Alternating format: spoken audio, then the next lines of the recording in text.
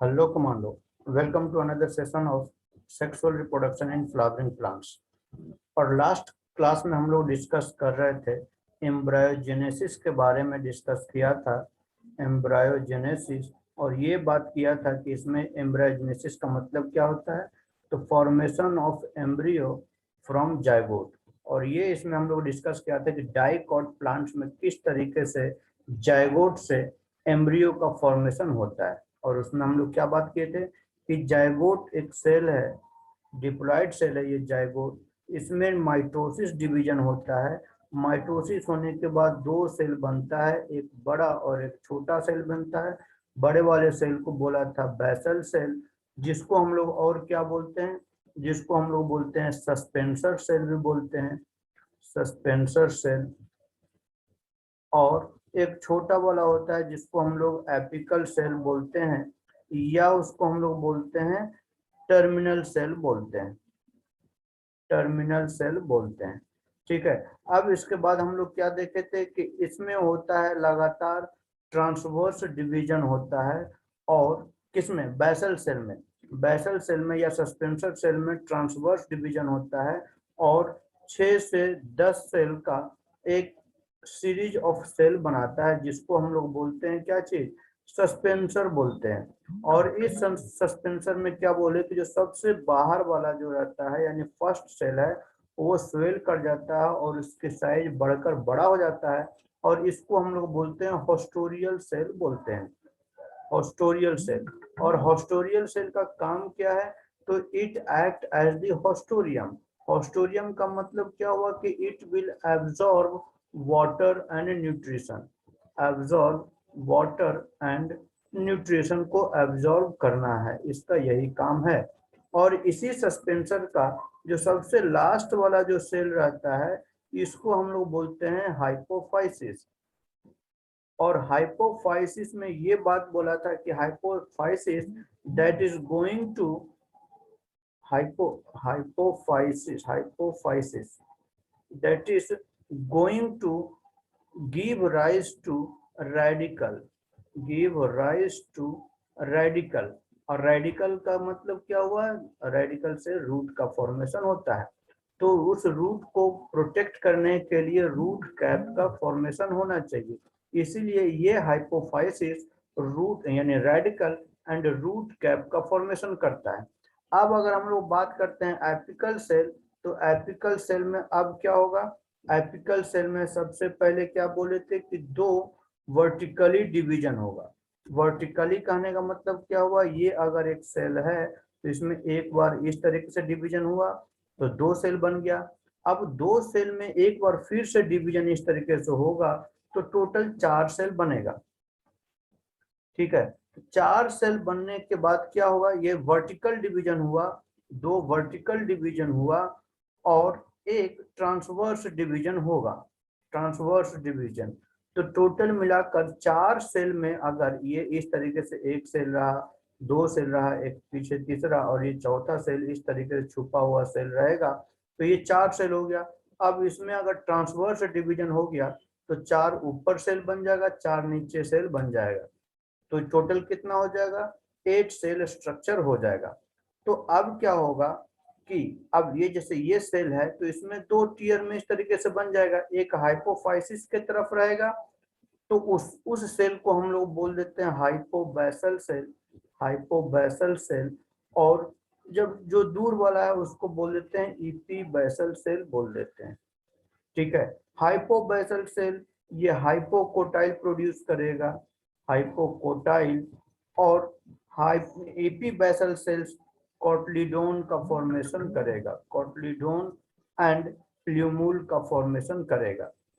तो ये सब हम लोग तमाम डिटेल में देखे थे। इसके बाद क्या बोले थे, ये जो 8 सेल स्ट्रक्चर है इसमें क्या होता है, जब ये एक और बार मल्टीप्लाई करता है यानी 16 सेल्स का हो जाता है तो इसमें पेरिक्लाइनली डिवीजन होता है, जिसमें 2 लेयर का फॉर्मेशन करता है, जिसको हम लोग बोलते हैं प्रोटोडर्म या उसको हम लोग बोलते हैं डर्मेटोजेन, जो कि एपिडर्मिस का फॉर्मेशन करता है। और उसके बाद उसके अंदर यानी जो बाहर वाला जो लेयर है वो बना दिया क्या चीज, डर्मेटोजेन एपिडर्मिस, और उसके अंदर वाले जो सेल्स होते हैं उसको प्रोकैम्बियम एंड ग्राउंड मेरिस्टेम बोलते हैं। तो अब क्या है कि ये अभी तक देखिए तो ये पूरा ग्लोबुलर लाइक स्ट्रक्चर देखने को मिल रहा है, एक बॉल जैसा स्ट्रक्चर देखने को मिल रहा है। अभी इसमें कोई डिफरेंशिएशन नहीं हो रहा है, तो इसको हम लोग बोले थे क्या चीज, प्रो एम्ब्रियो बोले थे, प्रो एम्ब्रियो। अब इसमें होगा डिफरेंशिएशन, और डिफरेंशिएशन होने के बाद क्या होगा, कॉटलीडोन का फॉर्मेशन होगा। क्योंकि डाइकॉट की बात कर रहे हैं तो यहाँ पर 2 कॉटलीडोन बनेगा, और जब 2 कॉटलीडोन बनेगा तो हम लोग ये बात बोले थे कि इसमें हार्ट शेप स्ट्रक्चर बनना शुरू हो जाएगा, हार्ट शेप स्ट्रक्चर बनना शुरू हो जाएगा। और जब हार्ट शेप बनेगा, ये बड़ा यूनिक ये है स्टेप है, हार्ट शेप स्ट्रक्चर बनता है। हार्ट शेप कब बनता है, जब प्रो एम्ब्रियो डिफरेंशिएट होना शुरू करता है and start forming the cotyledon, that shape is called the heart shape बोलते हैं। और इसके बाद यही अंदर की तरफ डिप्रेशन की तरफ फॉर्मेशन होगा, और ये दोनों कॉटलीडोन का फॉर्मेशन करना शुरू कर देगा, कॉटलीडोन। और इसके बीच में जब ये अंदर की तरफ और डिप्रेशन होना शुरू होगा तो इसी बीच में ये प्ल्यूमूल का फॉर्मेशन करेगा। ये सब तमाम बातें डिस्कशन कर लिए जो कि डाइकॉट की बात बोले थे। अच्छा, और एक अभी जो हम रिसेंटली देखे कि डाइकॉट प्लांट्स में ये सबसे पहले किसमें देखा गया था, तो it is study in the shepherd पस। इसमें स्टडी इन सेफर्ड पर्स, ठीक है, इस प्लांट में स्टडी किया गया था। ये इंपॉर्टेंट है, इसको स्टार मार्क करके नोट डाउन कर लीजिएगा। तो ये तो हम लोग लास्ट क्लास में डिस्कस किए थे कि डाइकॉट में कैसे एम्ब्रियो का डेवलपमेंट होता है। आज जो हम लोग डिस्कशन करने वाले हैं वो है मोनोकॉट में कैसे डेवलपमेंट होगा, यानी development of embryo in monocot plant. Monocot plant में एम्ब्रियो का डेवलपमेंट कैसे होगा। तो सबसे पहला पॉइंट जो इसमें आता है वो ये कि ये किस प्लांट में स्टडी किया गया था। तो स्टडीड इन सैगिटेरिया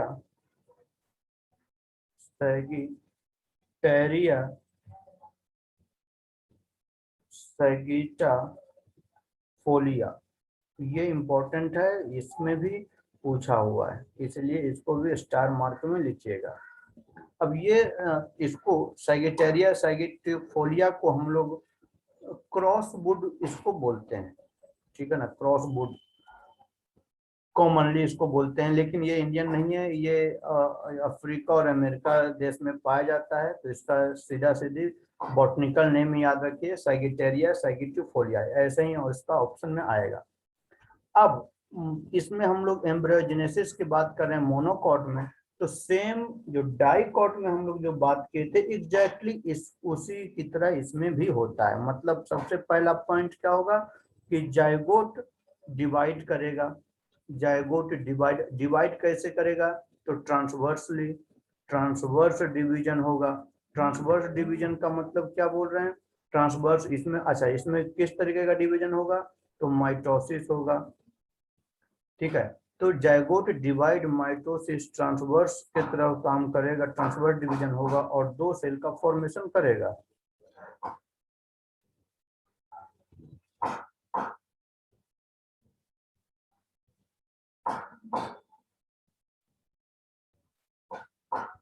दो सेल बनाएगा और कौन कौन सा बनेगा सेल, तो एक सेल बनेगा बेसल सेल और दूसरा बनेगा टर्मिनल सेल, ठीक है।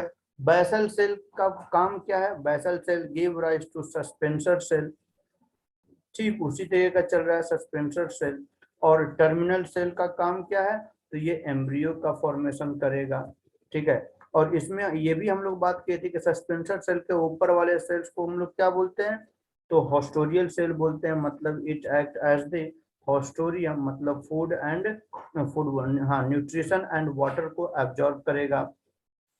अब यहाँ पर जो टर्मिनल सेल है, जो कि जिसको हम लोग एम्ब्रियो को फॉर्मेशन करेगा, ये काम क्या करेगा, ये इसमें डिवीजन होगा एग्जैक्टली ठीक उसी तरीके से जैसे कि डाइकॉट सेल, डाइकॉट प्लांट में ये डिवीजन हुआ था। तो टर्मिनल सेल में 2 सेल फिर से इसमें बनेगा, और 2 सेल में एक को बोलते हैं टॉप सेल, और जो दूसरा रहेगा उसको टॉप सेल, और दूसरे को बोलते हैं मिडिल सेल, जिसको बोल सकते हैं मिडिल सेल, मिडिल सेल। तो top cell will give rise to plumule and cotyledon, cotyledon, ठीक है, कोटलीडोन का फॉर्मेशन करेगा। और चूंकि ये मोनोकॉट है, तो मोनोकॉट में हम लोग ये बोले थे कि सिंगल कोटलीडोन या मोनोकोटलीडोन को हम लोग स्कूटेलम बोलते हैं, स्कूटेलम बोलते हैं, ठीक है। अगर स्कूटेलम की बात करें तो स्पेशली इन ग्रास, ग्रास वगैरह में हम लोग इसको स्कूटेलम बोलते हैं। और जो मिडिल सेल है, middle cell give rise to hypocotyl, hypocotyl and radicle, ठीक है। ये रेडिकल और हाइपोकोटाइल का फॉर्मेशन करेगा, ठीक है। लेकिन अब इम्पोर्टेंट बात यहाँ पर ये याद रखिएगा, ये तो इसके बारे में नहीं पूछेगा, जब भी पूछेगा आपको डाइकॉट के बारे में पूछेगा, लेकिन इसमें एक बड़ा इम्पोर्टेंट पॉइंट्स है, उसके बारे में लगातार पूछते रहता है, तो वो ध्यान दीजिएगा। क्या चीज, तो इसमें कुछ सीरियल्स में, कुछ सीरियल्स में, इन सम सीरियल्स, इन सम सीरियल्स बोथ, कौन सा, plumule, plumule and radical, plumule and radical get covered, covered by a sheath। अब ये बोले कि ये शीट किससे बना है, ये लेयर किससे बना है, तो कोटलीडोन से डेवलप होगा। कवर्ड बाय शीट, लिख लीजिए, developed, developed from scutellum, scutellum called coleoptile, coleoptile and coleorhiza,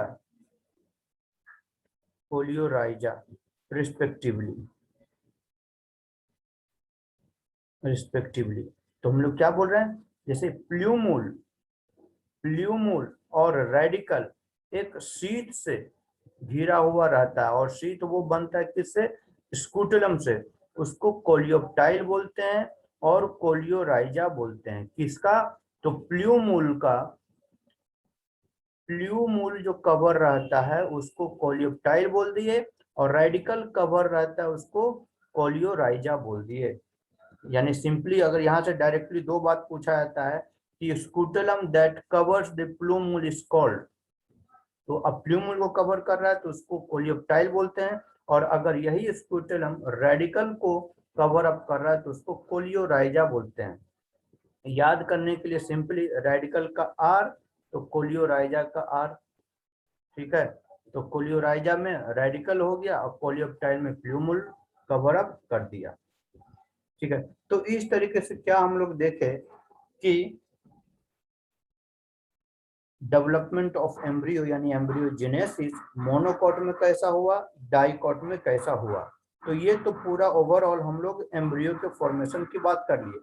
अब हम लोग बात करेंगे formation of fruit and seed, formation of fruit,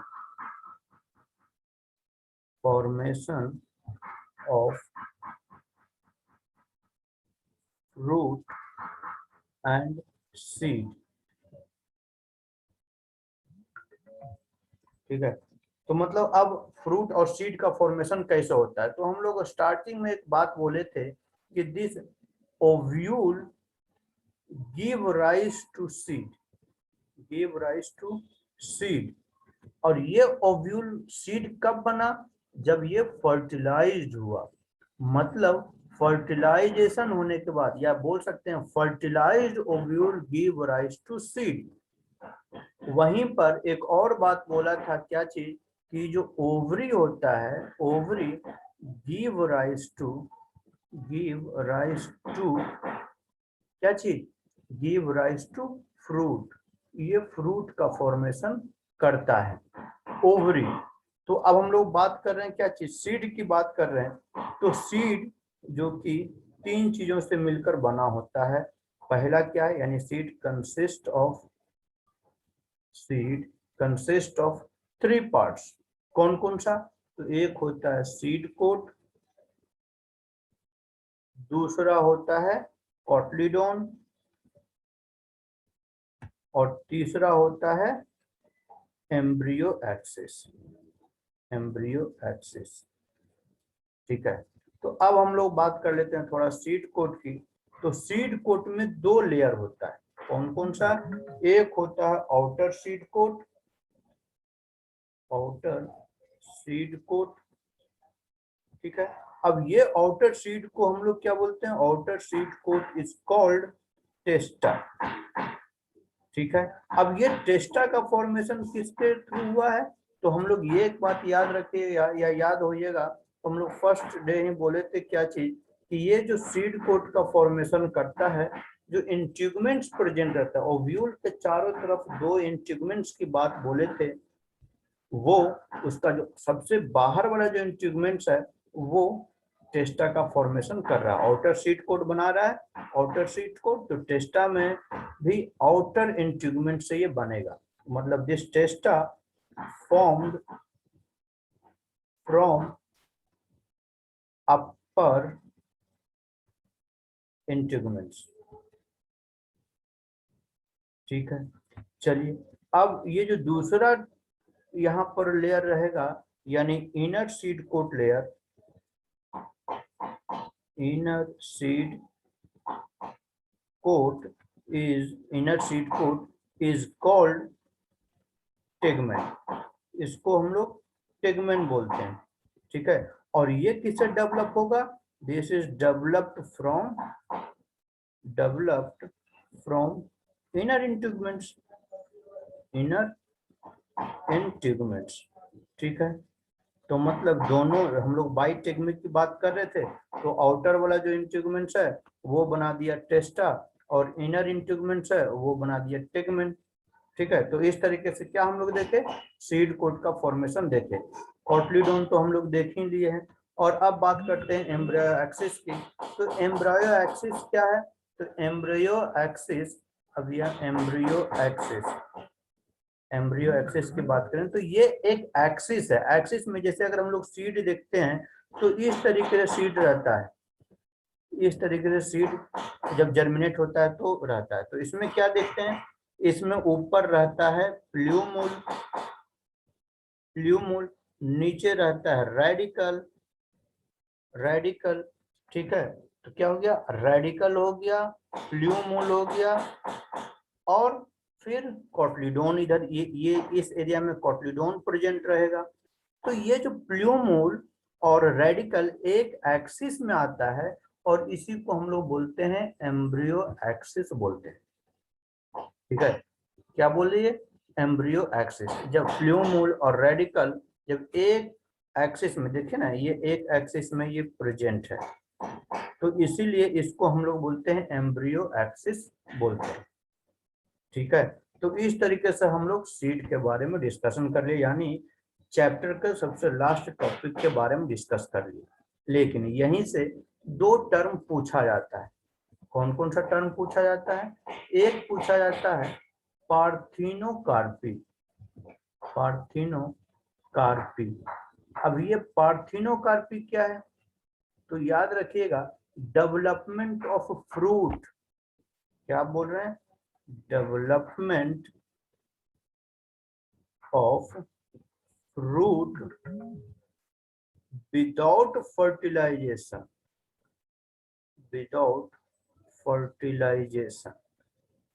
is called the parthenocarpy. ठीक है, उसको पार्थिनोकार्पी या पार्थिनोकार्पिक फ्रूट बोलेंगे। और वहीं पर एक और टर्म यहीं पर देख लीजिए, हम लोग क्या देखे कि इसमें सीड जो बना that is fertilised form, fertilisation होने के बाद सीड का फॉर्मेशन हुआ है। बट वहीं पर एक और टर्म आता है that is called the apomixis. अब ये एपोमिक्सिस का मतलब क्या हुआ, मतलब ये हुआ कि डेवलपमेंट ऑफ सीड, यहाँ पर क्या ऊपर वाले में पार्थिनोकार्पी में बोल रहे थे फ्रूट, और यहाँ पर एपोमिक्सिस में सीड की बात कर रहे हैं, यानी development of seed without fertilisation is called the apomixis. ठीक है, इसको एपोमिक्सिस बोल दिए। तो अब अगर बोलिएगा कि पार्थिनोकार्पी फ्रूट कौन सा रहेगा, है कि नहीं, पार्थिनोकार्पी, या इसको हम लोग और क्या बोलते हैं, पार्थिनोकार्पिक फ्रूट भी बोलते हैं। ठीक है, ठीक है, यानी सीडलेस फ्रूट भी इसको बोलते हैं। तो जैसे एग्जाम्पल के तौर पर क्या हो गया, इसका अगर एग्जाम्पल देखिएगा पार्थिनोकार्पी का, तो इसका एग्जाम्पल हो गया grape, orange, jackfruit, grapefruit etcetera, cucumber, banana, इसका बहुत बढ़िया एग्जाम्पल है बनाना, बहुत बढ़िया एग्जाम्पल, ये पूछा जाता है, इसके बारे में थोड़ा देख लीजिएगा। ठीक है, याद रखिएगा। तो पार्थिनोकार्पिक फ्रूट इसको बोलते हैं, या सीडलेस फ्रूट बोलते हैं। और आज के टाइम में हम लोग सीडलेस बनाना शुरू कर दिए हैं अपने इच्छा के अनुसार। ठीक है, और वहीं पर अगर हम लोग बात कर लेते हैं एपोमिक्सिस, यानी development of seed without fertilisation, वैसा कौन सा प्लांट है जो कि एपोमिक्सिस सीड जनरेट करता है, जिसको एग्जाम्पल के तौर पर अगर हम लोग लिखें तो वह सॉर्बस, एग्जाम्पल सॉर्बस। ठीक है, या इसको जनरल भाषा में हम लोग बोलते हैं ब्लैक बेरीज बोलते हैं। ठीक है, हेरेसियम, ये इसका एग्जाम्पल है। इसका एग्जाम्पल नहीं अगर पूछेगा तो पूछेगा, ऐसा और ज्यादा कुछ इसमें पूछने वाला है नहीं। तो इस तरीके से आज हमारा ये चैप्टर होता है फिनिश। अब नेक्स्ट क्लास में हम लोग डिस्कस करेंगे, वो रहेगा ह्यूमन रिप्रोडक्शन। क्लियर है? ठीक है।